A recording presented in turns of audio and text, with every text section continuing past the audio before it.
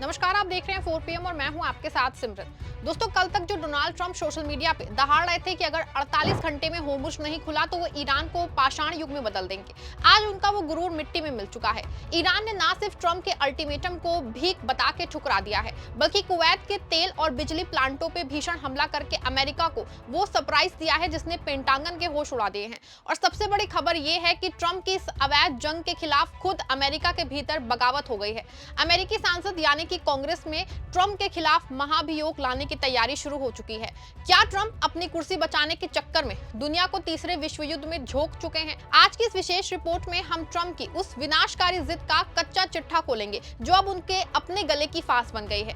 दोस्तों, ट्रंप साहब को लग रहा था कि वो 48 घंटे की धमकी देंगे और ईरान जो है वो डर जाएगा।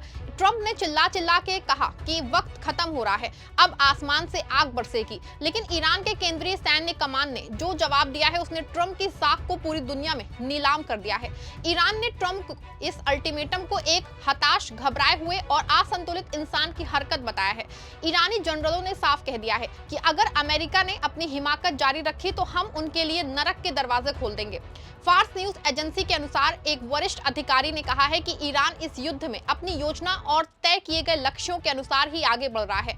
उन्होंने अमेरिका के निशानों को गलत बताया है और पुलों पे हमले की ट्रंप की धमकी को मजाकिया करार दिया है।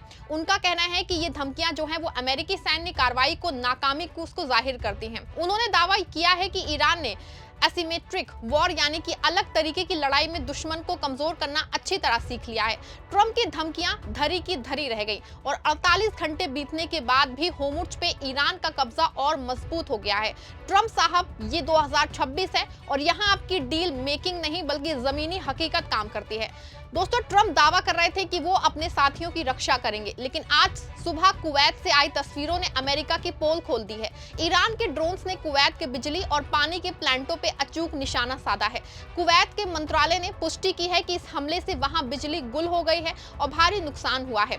ये हमला सिर्फ कुवैत पे नहीं बल्कि ट्रंप की उस सुरक्षा गारंटी पे हमला है जो वो मिडिल ईस्ट के देशों को वो देते आए हैं। ट्रंप का 48 घंटे का अल्टीमेटम अभी खत्म नहीं हुआ है कि ईरान ने जो है पलटवार कर दिया। ये वो सरप्राइज था दोस्तों जिसकी चेतावनी तेहरान पहले दे चुका था। अब सवाल है कि क्या ट्रंप कुवैत को बचाने के लिए जमीनी जंग शुरू करेंगे या फिर हमेशा की तरह सिर्फ ट्वीट करके खामोश हो जाएंगे। दोस्तों, आज सत्ता की आंखों में आंखें डाल के पत्रकारिता करना मुश्किल हो गया है। हमारे 4 PM नेशनल यूट्यूब और फेसबुक चैनल को, जिसे आपका प्यार और विश्वास हमेशा से मिलता रहा है, उसे बंद करके सरकार ने ये साबित कर दिया है कि वो आपके सवालों से कितना डरती है। मुश्किल दौर है, लेकिन हम ना रुके थे और ना ही रुकेंगे। हम सच के लिए हमेशा लड़ते रहेंगे। ऐसे में 4 PM यूपी को ज्यादा से ज्यादा ज्वाइन करें और स्वतंत्र पत्रकारिता को जिंदा रखने के लिए जितना हो सके उतना हमारा आर्थिक सहयोग करें। आपके सहयोग से ये जंग हम जीत के रहेंगे। दोस्तों, इस वक्त की सबसे बड़ी और सनसनीखेज खबर वॉशिंगटन से है। ट्रंप के खिलाफ अमेरिका के भीतर ही महायुद्ध छिड़ गया है। अमेरिकी सांसदों ने ट्रंप पे आरोप लगाया है कि उन्होंने बिना संसद की मंजूरी के ईरान पे ये अवैध और असंवैधानिक जंग थोपी है। प्रतिनिधि सभा हाउस ऑफ रिप्रेजेंटेटिव में ट्रंप के खिलाफ महाभियोग की प्रक्रिया शुरू करने हुए वो जोरदार बहस चल रही है। डेमोक्रेट्स और कुछ रिपब्लिकन सांसद भी ये मान रहे हैं कि ट्रंप ने वॉर पावर्स एक्ट का उल्लंघन किया है। अमेरिकी जनता सड़कों पे है दोस्तों। लोग पूछ रहे हैं कि इजराइल के लिए हमारे सैनिकों की जान जोखिम में क्यों डाली जा रही है। राष्ट्रपति ट्रंप द्वारा ईरान के खिलाफ सैन्य कार्रवाई और युद्ध की शुरुआत करने के फैसले को लेकर डेमोक्रेटिक पार्टी के सांसद उनके खिलाफ लामबंद हैं। प्रतिनिधि सभा में ट्रंप के खिलाफ महाभियोग के लेख आर्टिकल ऑफ इम्पीचमेंट पेश किए गए हैं, जिसमें सत्ता के दुरुपयोग, भ्रष्टाचार और संवैधानिक मूल्यों के उल्लंघन जैसे गंभीर आरोप लगाए गए हैं। वर्तमान में प्रतिनिधि सभा में इस पे ऐतिहासिक बहस चल रही है। हालांकि ट्रंप को पद से हटाने के लिए सीनेट में 2/3 बहुमत की आवश्यकता होती है, जो कि एक कठिन चुनौती मानी जा रही है।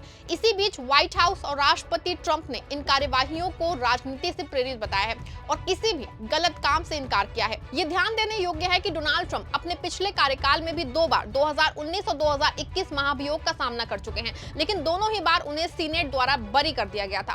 ट्रंप जो दुनिया को डराना चाहते थे, आज खुद अपनी कुर्सी बचाने के लिए वकीलों और जजों के चक्कर काटने पे मजबूर होने वाले हैं। एक और दोस्तों, जहां ट्रंप बुरी तरह फंसे हैं, वहीं दूसरी ओर जंग के मोर्चे पे भी अमेरिका की हार का सिलसिला जारी है। 2 दिन पहले ईरान ने अमेरिका का जो F-15E मार गिराया था, उसके पायलट को बचाने के लिए अमेरिका ने पूरी ताकत झोंक दी। रिपोर्ट है कि एक पायलट को तो रेस्क्यू कर लिया गया है, लेकिन दूसरे पायलट और विमान का मलबा अभी भी ईरान के पास ही है। ट्रंप का दावा है कि उसे भी बचा लिया जाएगा, लेकिन अभी तक बचाए जाने की कोई आधिकारिक पुष्टि ही नहीं हुई है। ईरानी गार्ड्स का दावा है कि उन्होंने उन अमेरिकी विमानों को भी खदेड़ दिया है जो मलबे की तलाश में आए थे। फार्स न्यूज एजेंसी के अनुसार इस्लामिक रिवोल्यूशनरी गार्ड कोर का कहना है कि उसने दक्षिणी क्षेत्र इस्फहान में लापता अधिकारी की तलाश कर रहे एक अमेरिकी विमान को मार गिराया है। समाचार एजेंसी ने अपने टेलीग्राम चैनल पे एक तस्वीर पोस्ट की है जिसमें एक खेत से घना धुआं उठता हुआ दिखाई दे रहा था और उसे ट्रंप द्वारा एक बड़ी हार को छिपाने का हताश प्रयास बताया। दोस्तों, ये रिपोर्ट ऐसे समय में आई है जब ट्रंप ने घोषणा की है कि लापता चालक दल के सदस्य को बचा लिया गया है। मतलब साफ है कि दूसरे एयरमैन को फिलहाल अभी नहीं बचाया गया है, और या फिर ये भी संभव है कि ऑपरेशन के दौरान ईरान की सेना सामने आ गई है। खबर लिखे जाने तक कार्रवाई जारी है, लेकिन अमेरिका का एक और फाइटर जेट गिरना इस बात की दलील है कि सुबह ट्रंप का जो बयान आया था, ईरान की सीमा में घुस के अमेरिकी अधिकारियों को बचा लिया गया है, उसकी कहीं ना कहीं पोल खुलती नजर आ रही है। ऐसे में साफ है दोस्तों कि ट्रंप साहब आपके अरबों डॉलर के फाइटर जेट्स ईरान के स्वदेशी डिफेंस सिस्टम के सामने मिट्टी के खिलौने साबित हो रहे हैं। ये जख्म इतना गहरा है कि पेंटागन अब अपने ऑपरेशंस पे पर्दा डालने की कोशिश कर रहा है। दोस्तों, आपको बता दूं कि अमेरिका काफी दिनों से बातचीत की पेशकश कर रहा है और 15 सूत्रीय मांगों को ईरान तक पहुंचाया गया है। इस्लामाबाद में मीटिंग्स की भी तैयारी थी, लेकिन शायद ईरान का अमेरिका पे भरोसा नहीं रहा और तेहरान ने कल भी सुलह की सारी बातों को खत्म कर दिया था। हालांकि अब ईरान के विदेश मंत्री सैयद अब्बास अराक्ची ने कहा है कि तेहरान ने कभी भी इस्लामाबाद जाके शांति वार्ता से इनकार नहीं किया, लेकिन किसी भी बातचीत का नतीजा पक्का और स्थायी समाधान होना चाहिए। उन्होंने जोर देकर कहा कि ये युद्ध जो है वो गैर कानूनी है और बातचीत तभी होगी जब इससे पूरी तरह और स्थायी रूप से संघर्ष खत्म हो। इससे पहले दोस्तों, ईरान जो है उसने उन खबरों को खारिज किया था जिसमें कहा गया था कि वो पाकिस्तान की मध्यस्थता में होने वाली बातचीत में शामिल हो रहा है। वहीं पाकिस्तान ने भी इन दावों को सिरे से नकार दिया है।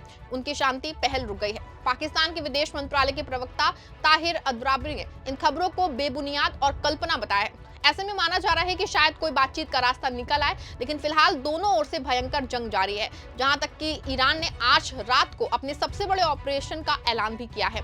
ईरान ने कहा है कि आज रात कुछ ऐसा होगा कि दुनिया उसे हमेशा याद रखेगी।